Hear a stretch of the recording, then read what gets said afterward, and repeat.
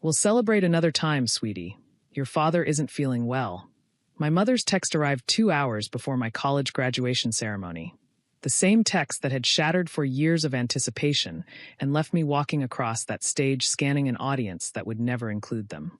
Behind me in the Tesla, tucked inside my leather portfolio between property deeds and financial statements, was yesterday's Metro Real Estate Journal with my face on page 3 and the headline, 28-year-old developer transforms historic Riverside building into luxury residences. Penthouse sells for record $2.8 million.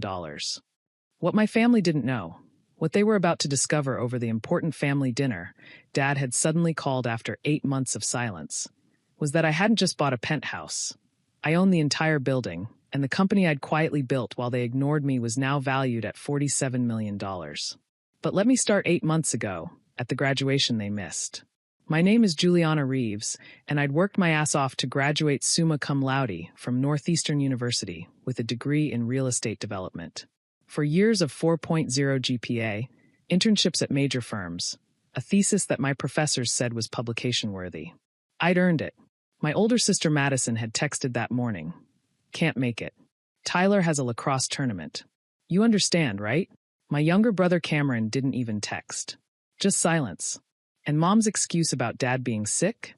I saw the Facebook photos later that weekend. Dad had been perfectly healthy for Cameron's community college orientation.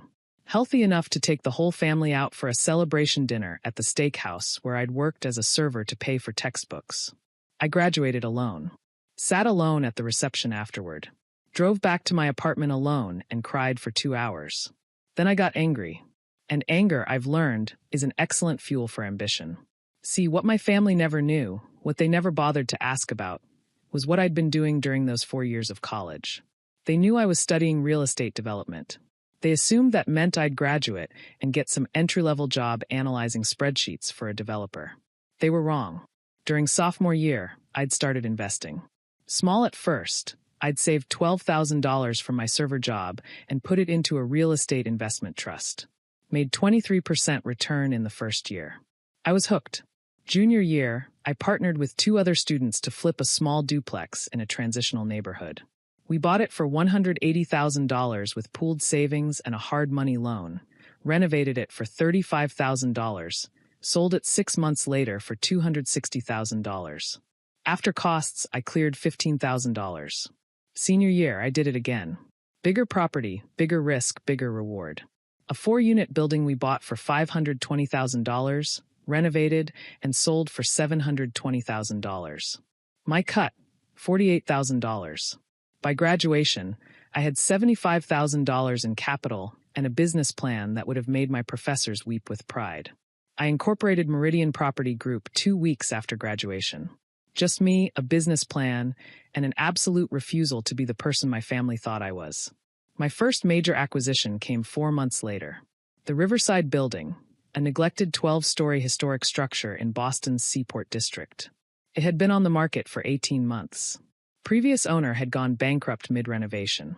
The building was 60% complete, needed significant work, and was scaring away conventional buyers. I saw opportunity. I structured a creative deal. For $0.2 million purchase price financed through a combination of my $75,000, a syndication of private investors I'd networked with during college, and a renovation loan from a local bank that specialized in historic properties. The investors thought I was crazy. 22 years old, no track record, taking on a $4.2 million project. I closed anyway.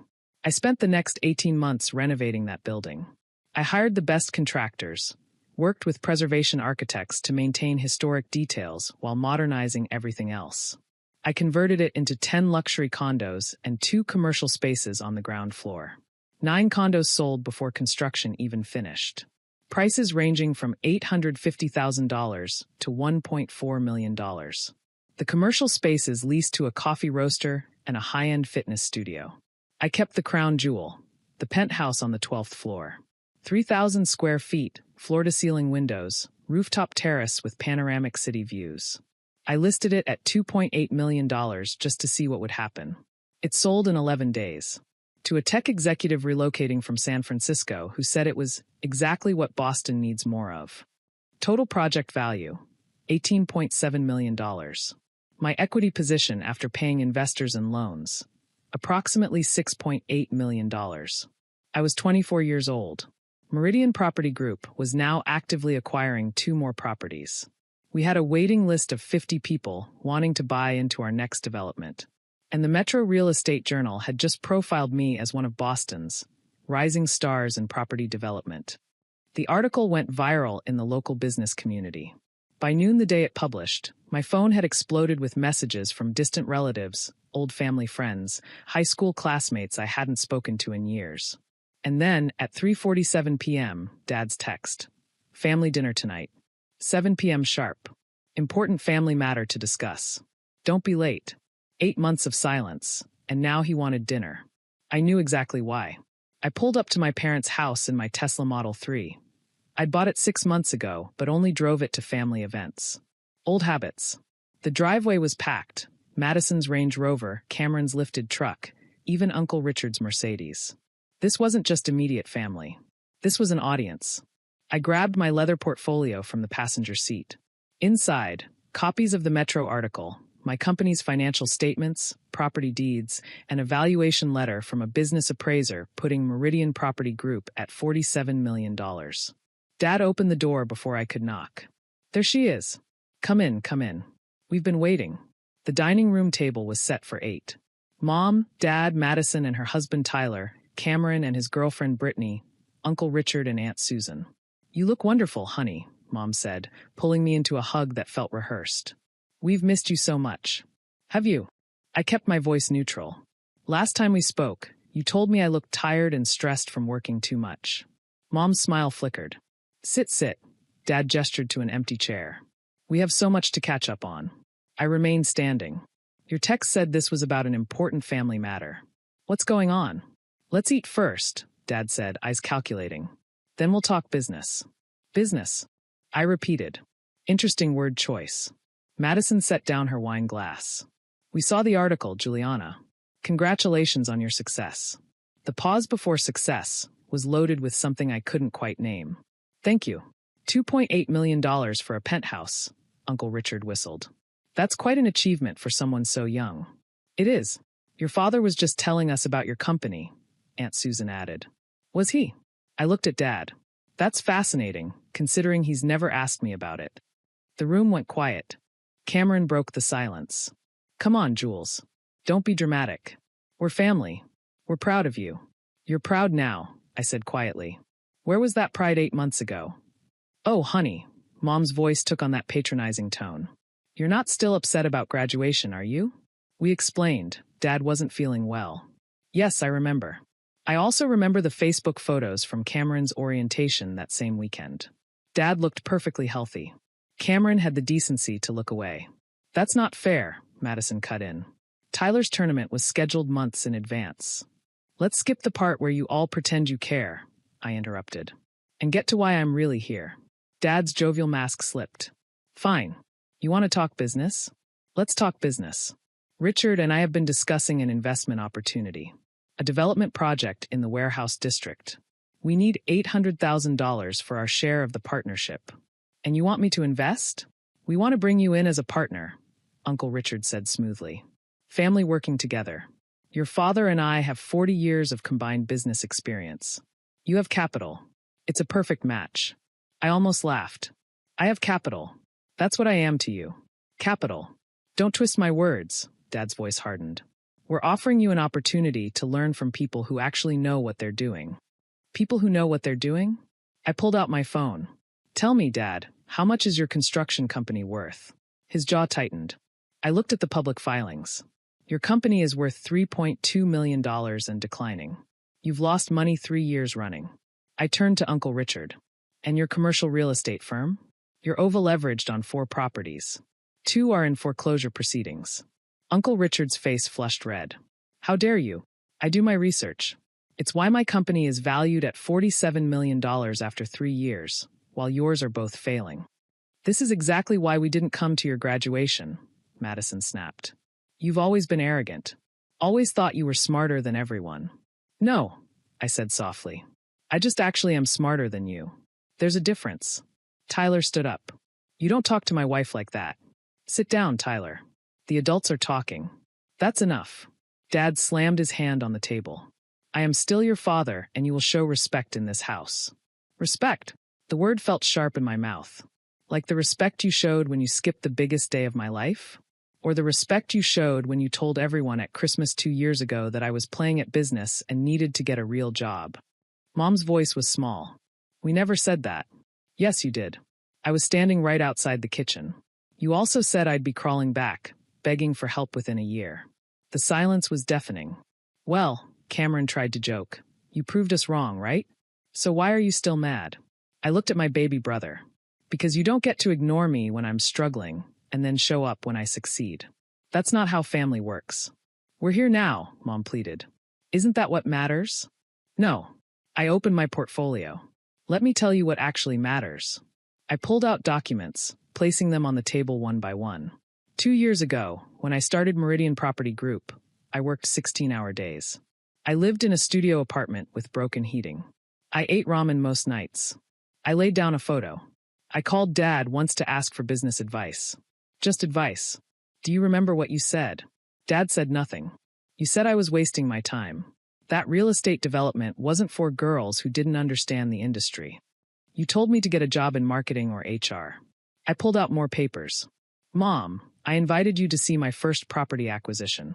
You said you were too busy with Madison's baby shower planning. Mom's eyes glistened. Madison, when I asked if you wanted to grab coffee and hear about my business, you told me you didn't have time for my little hobby. Madison stared at her plate. And Cameron, when I offered you a paid internship at my company last summer, you laughed and said you'd rather work at Target than my fake company. I spread the papers across the table, financial statements, property deeds, business valuations. So no, I'm not investing $800,000 in your failing warehouse project. I'm not your bailout plan. And I'm not pretending that 8 months of silence didn't happen just because you saw my picture in a magazine. Juliana, Dad started. I'm not finished. I bought the Riverside building 18 months ago. The article mentioned I kept the penthouse, but it didn't mention that I own the entire building. All 12 floors, 10 luxury condos, and 2 commercial spaces. I pulled out the property deed.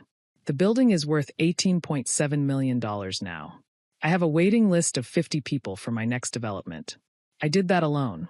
Without your advice, without your experience, without your respect. Uncle Richard's voice was quiet. Juliana, we made mistakes. We can admit that. But we're family. Family forgives. Family shows up, I countered. Family supports each other. Family doesn't disappear when things are hard and reappear when things are profitable. I closed my portfolio. I came here tonight because I wanted to see if any of you would apologize. If any of you would acknowledge what you did. But all I heard was a business pitch and excuses. I turned to leave. Wait, Mom's voice cracked. Please. We're sorry. We really are. I paused at the doorway. For a moment, I wanted to believe her. But then Dad spoke. Your mother's right. We handled things poorly. But this attitude isn't helping anyone. If you just listen to our proposal. And there it was. Even the apology came with conditions. Goodbye, I said quietly. As I reached for the door handle, my phone buzzed. A message from my acquisitions manager. Seller accepted our offer on the Riverside Commercial Plaza. Congratulations. You now own the largest retail complex in the Riverside district. I smiled. The $34 million purchase had just closed.